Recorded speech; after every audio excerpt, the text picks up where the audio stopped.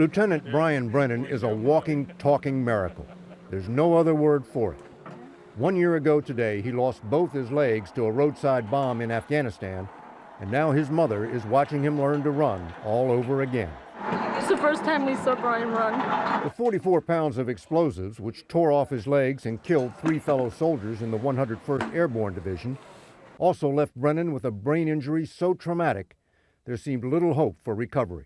He didn't wake up, and that's when the real terror struck us all. Oh my, he may never wake up.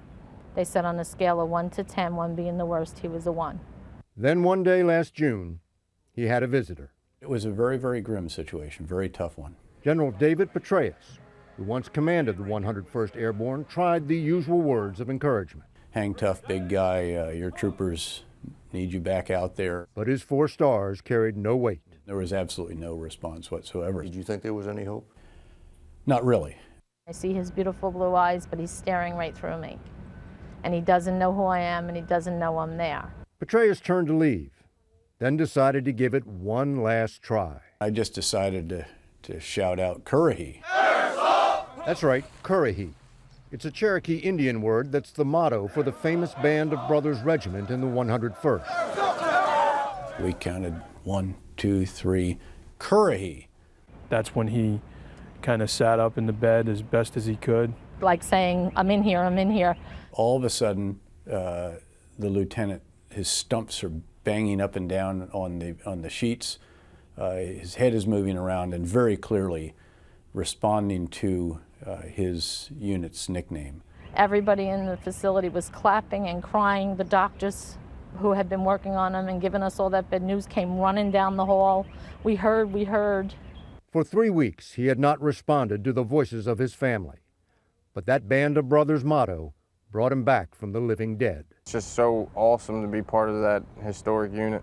It was always in the back of my head. And then it came to the front. Yes, it did.